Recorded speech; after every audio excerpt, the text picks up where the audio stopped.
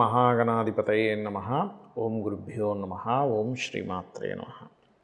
Retrogression అసలు మనకి ఎప్పటి నుంచి ఉంది, దాని మూలంగా ప్రతి లగ్నానికి, ద్వాదశ లగ్నాలు లేదా లగ్నం తెలియని వారి రాశి వారికి ఎటువంటి ఫలితాలు జరగనున్నాయి, అది ముఖ్యంగా జూలై 13వ తేదీ నుంచి నవంబర్ 28వ తేదీ వరకు ఈ శని వక్ర త్యాగం అంటే వక్ర గతిలోకి వెళ్తాడు. వక్ర త్యాగం జూలై 28వ తేదీ తర్వాత వక్ర త్యాగం అవుతుంది. దీని మూలంగా ఎవరెవరికి ఇప్పుడు చూడండి, కొంతమంది ఇప్పుడు మేషం వారు ఉన్నారు, ఏలినాడు శని ప్రభావం తగ్గుతుంటుంది. అదేవిధంగా సింహం వారికి అష్టమ శని ప్రభావం తగ్గడం, ఈ ధనస్సు వారికి అర్ధాష్టమ శని ప్రభావం తగ్గడం. దానివల్ల తగ్గడం వల్ల కలిగే ఫలితాలు ఏమిటి, మీ పర్సనల్ చార్ట్లో అది ఏ భావం అయినందుకు ఎటువంటి ఫలితాలు వస్తాయి అనేటువంటి అంశాలు చెప్తుంది నేనైనప్పటికీ కూడా చెప్పిస్తుంది సాక్షాత్ లలిత అమ్మవారిగా భావిస్తూ ఒక్కొక్కటిగా తెలుసుకుందాం. మిథున లగ్నము, మిథున రాశి. మిథునం వారికి కనుక చూసుకున్నట్లయితే ప్రధానంగా ఇక్కడ మీ యొక్క మీ మిథునం వారికి దశమ స్థానంలో ఉండేటువంటి శని భగవానుడు వక్రిస్తున్నాడు. సో ఈ వక్రిస్తున్నందుకు ఉద్యోగంలో ముఖ్యంగా మార్పుని తెచ్చిపెడుతుంది. ఇది గోచారం అంటే కాలం ఆ రకంగా ఉందని. మీ పర్సనల్ చార్ట్లో కనుక ఉద్యోగ స్థానం చాలా స్ట్రాంగ్గా స్థిర రాశులు ఉంటే మీరు టెన్షన్ పడాల్సిన అవసరం లేదు.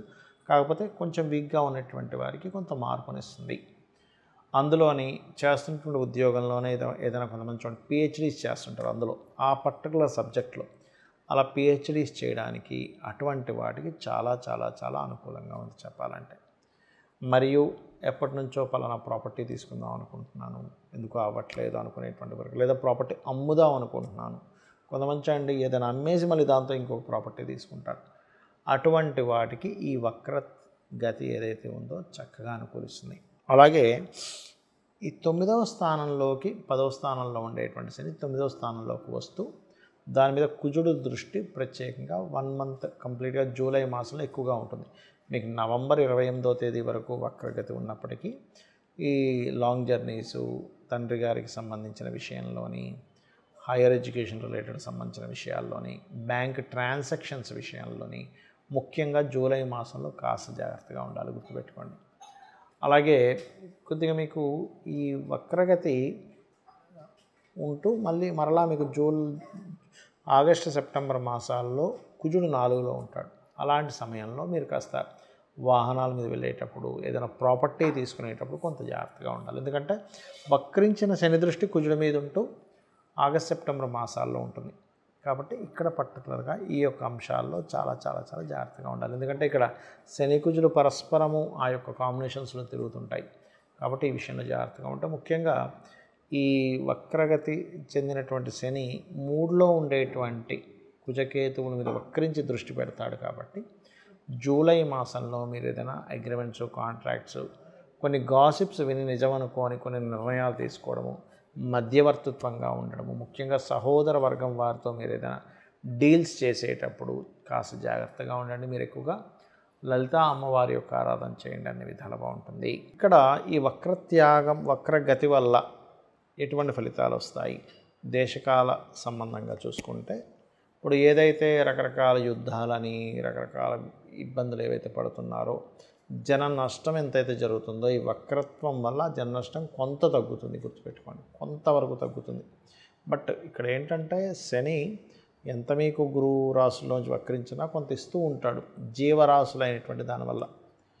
అలాగే శని ఎప్పుడైతే కుంభంలోకి వెళ్తుంటాడో, అదేవిధంగా కుజుడు కూడా కేతువుతో ఉన్నందుకు కొంచెం భూమి చీల్చే అంత సమర్థమైనటువంటి బాంబుల వల్ల కొంతవరకు కొన్ని దేశాల్లో భూమి కూడా చీలుకునేంత ఇదిగా అవుతూ ఉంటుంది.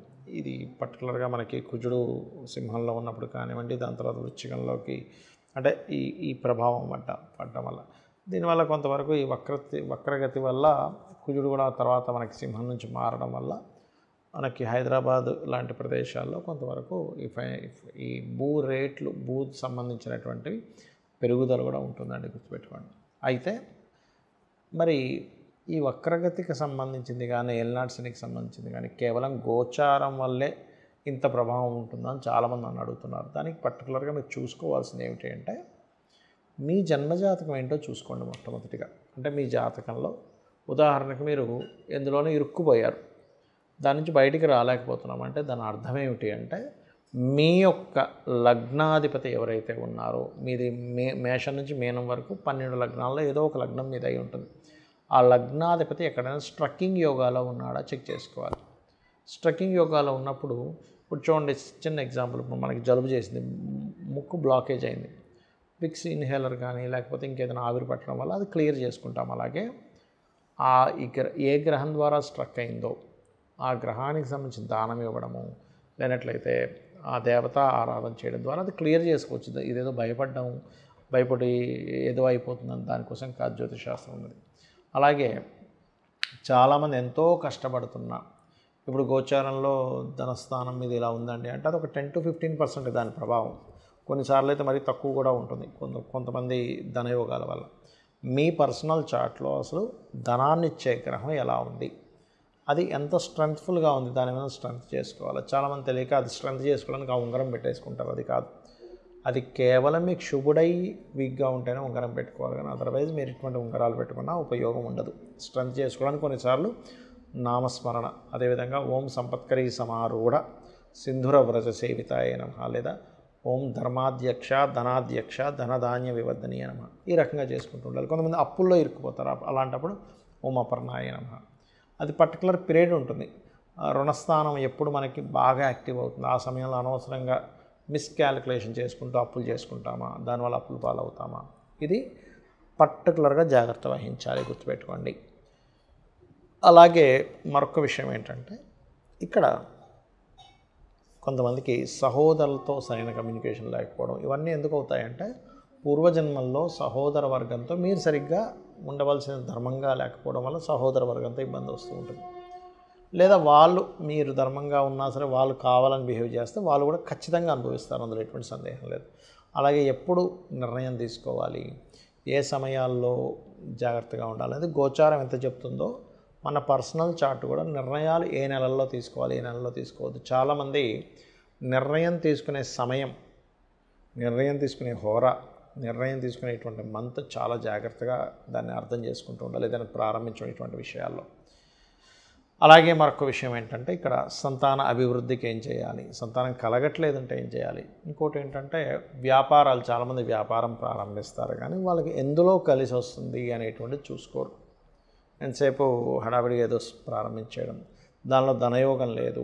అసలు ధనయోగం ఏ వ్యాపారం ఇస్తుందో, అసలు మీకు వ్యాపార యోగం ఉందా లేదా, దానికి సంబంధించిన మహాదశ నడుస్తుందా లేదా అనేటువంటి సూత్రప్రాయంగా ఉంటాయి జ్యోతిష్యంలో. అంతేగాని కేవలం ఏదో ఏలినాటి నడుస్తుంది కాబట్టి నేను వ్యాపారం చేస్తే కలిసి రాదను, అర్ధాష్టమ శనో అష్టమ శనో కాదు, ఇది పర్టికులర్గా తెలుసుకోండి. అలాగే వివాహ సమయం దగ్గర నుంచి, ఇన్వెస్ట్మెంట్స్ సంబంధించిన విషయాల దగ్గర నుంచి, విదేశాలకు వెళ్ళేటువంటి అంశాల దగ్గర నుంచి అన్నీ కూడా మీ జన్మజాతకంలో పర్టికులర్ మహాదశ ఏ రూపంలో మీకు యోగాన్ని ఇస్తుంది, ఇది రైట్ టైమా కాదా వివాహం చేసుకోవడానికి, ఇది రైట్ టైమా కాదా పార్ట్నర్షిప్ చేయడానికి, మీకు అసలు మీ జన్మజాతకంలో పార్ట్నర్షిప్ చేసే యోగం ఉందా లేదా, ఇప్పుడు ఇన్వెస్ట్మెంట్ చేయడం కరెక్టా కాదా, విదేశాలకు వెళ్ళడం కరెక్టా కాదా, గోచారం ఎంతవరకు అనుకూలిస్తుంది. కానీ లేదండి నాకు డిజైర్ ఉంది, అలాంటప్పుడు మీరు ఎటువంటి చిన్న చిన్న పరిహారాలు, ఏదో పెద్ద వేలు లక్షలు ఖర్చు పెట్టి పూజలు చేయాల్సిన అవసరం లేదు. చిన్న నామస్మరణ రోజు కూర్చొని ఒక అరగంట 40 నిమిషాలు కూర్చొని చేయడం వల్ల అది మీకు బలాన్ని ఇస్తుంది. మీకు ఆ సిచ్యువేషన్ హ్యాండిల్ చేసేటువంటి శక్తిని అమ్మవారు ఇస్తుంది.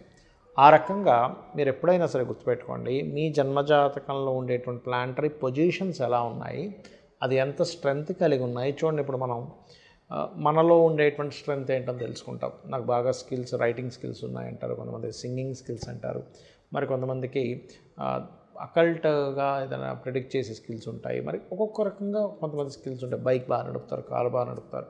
అది ఎలాగో మీ పర్సనల్ చార్ట్లో కూడా మీ జాతక చక్రంలో ఉండేటువంటి గ్రహాలు ఎలా ఉన్నాయనేటువంటిది చూసుకోవాలి.